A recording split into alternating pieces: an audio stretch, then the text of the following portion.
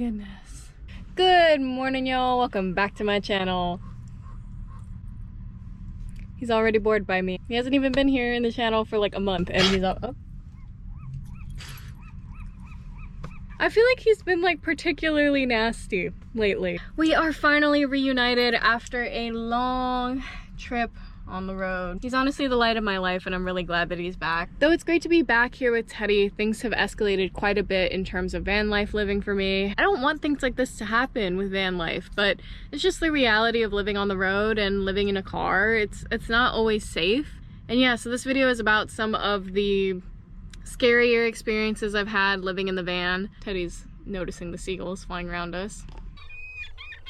I'm gonna try to make this video as lighthearted as possible. They're scary in reality, but in hindsight, you know, you can tell them with a little bit more of a lightheartedness. While Teddy investigates the van further as if he's not always in this thing, I'm gonna get right into the story. So firstly, recently I had a kind of scary experience where someone was casing out the van or, you know, maybe considering breaking in the van, and I actually happened to be in the van at that moment. Honestly, if someone's gonna case my van and steal it and or steal things from it, I would rather not be there. So I was actually in the van, embarrassingly taking thumbnail photos. Of all the things I could be doing in the van too, I had to be doing like the most embarrassing thing ever.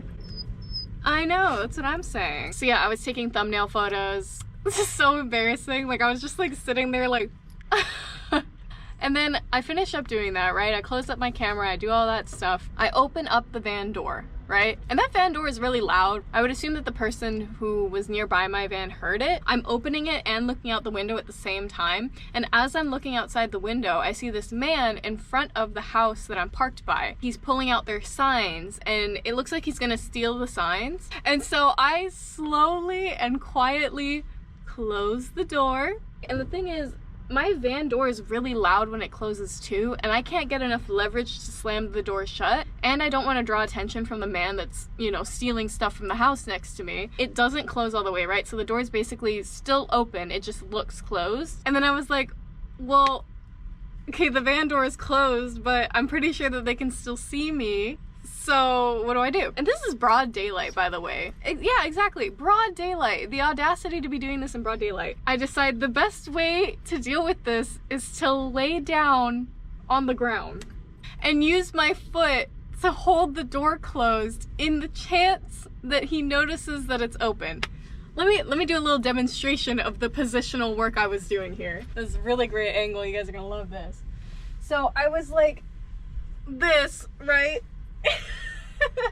With my foot propped on the door right here, like that's gonna do anything. And I'm waiting right here, hoping to God that he doesn't come to my van. So there I am in that position, right? You can kind of see, right? Because I'm laying on the ground. I can see out the windows. I can see him come up to the van. And now my van's windows are tinted, right? So you can't really see inside, but you can see inside enough if you got up close to it. I'm terrified by this point. I don't know if he noticed me on the floor or not. To be fair, I would not expect someone to be laying on the ground. So I'm sure he wasn't looking at that. I'm sure he was just looking at everything else in here. Luckily in this case, he just looked around the van, looked inside, walked across the street and walked away.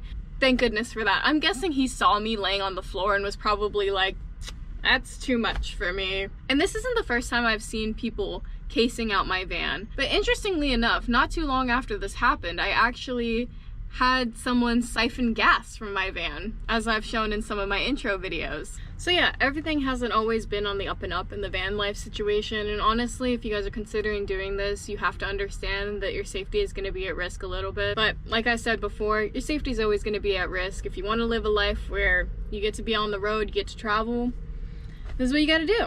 As of right now, the van is up and running again, which is awesome. And yeah, it's really great to be back in the van with Teddy. And like I said in my other videos, the reason why he wasn't with me to begin with was because the weather was so inclement, and at the end of the day, Teddy's safety is gonna come first. He's so important to me. He is my world, and yeah, I'm not gonna put him at risk just because I like to travel. And yeah, now that we're heading more towards temperate weather, we'll be able to travel together a lot more, and I'm so excited. Anyway, I hope you guys enjoyed this sit down video back with me and Teddy in the van, just like old times. And yeah, it's great to share these experiences with with you guys to give you guys a realistic look of what it is to be living in the van. It's not always aesthetic traveling, sometimes it's safety issues. Also, sound off in the comments below if you guys are excited to see Teddy back again.